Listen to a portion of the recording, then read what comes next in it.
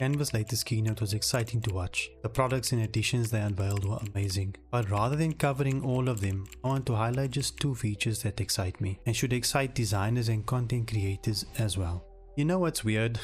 When Canva started back in about 2013, they began as a tool for designers, beginners, and Canva is not seen as a professional design tool, or rather that's how they were seen, and maybe now even. But they started out on one side of the spectrum, the design spectrum, and the guys like Adobe and some other companies, they were seen as more professional design tools. And let's be fair, Adobe is still the trendsetter, they are still the industry standard, but now Affinity is knocking on the door, Figma is knocking on the door. So Canva has become an industry disruptor. Like Adobe in the past, going out and buying different companies, acquiring them and adding them to the creative suite. Now Canva is doing the same. So this is quite exciting to watch. Before I go ahead and speak about the 2 announcements that excited me the most at the Canva keynote, I think it's important to state the facts. The main fact is Adobe is the biggest player in the design industry. And I think the biggest threat to Adobe is not Affinity, it's potentially Figma. So I don't think Adobe will be losing any sleep with Affinity becoming a free app forever. Adobe has about 37 million active users, whereas Canva has about 21 million based on my research. The numbers could vary. And the Canva user is predominantly a non-professional designer, but the Adobe user is generally a professional designer who has certain workflows, certain processes, and they are actually married to the ecosystem, the Adobe ecosystem. And of course, some of those designers have experimented with different software like Affinity, like Figma, and people are leaving Adobe for other software as well, not only Affinity or Canva. But this is only the start of the story. There are many players that could affect what happens to Adobe, what happens to Canva. But Canva has a mission, Adobe has a mission, Affinity has a mission, even though they're part of Canva right now. So this is quite interesting. I'd like to hear your opinion about Affinity versus Adobe. They will lose any sleep, lose any market share, but I don't think so. So this is why Canva email got me excited. Have you ever received an email where there are just paragraphs of black text? Unfortunately, we all receive those emails, and I for one, I won't read those because they're not visually appealing. Things are happening fast every day, so we need to catch people with good visuals, and that is where Canva email comes in, because the email is one of the final touch points between us and our customers. Or if we're imparting important information, we've done research for weeks and now we send that email off. There is no worse feeling than someone not opening that email, or when they open the email, not reading the email.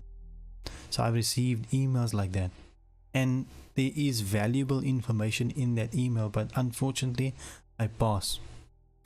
So we will spend time designing lead magnets, products, doing research, but we let ourselves down when the email, newsletter, or the visual that we send out is not good enough. Now, traditional tools, most builders have actually let us down because they force us into some templating system. But in Canva, we can design with freedom, with flexibility, with that Canva flexibility, and then export the file as an HTML file and import that in our email software of choice to email out to our customers. So I think brand consistency and closing the gap between the imagination and what we can reproduce on screen, this is what Canva email solves. So for 1 whole month, we were promised that creative freedom was coming, and boy did they not disappoint us.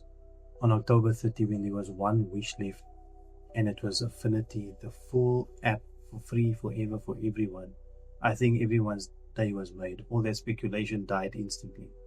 So there was a concern that a subscription model was going to be introduced, and I had my wish as well, which was to have some of the Affinity tools be added to the Canva app, like the logo design tools, like the Pathfinder, the pen tool, and so forth.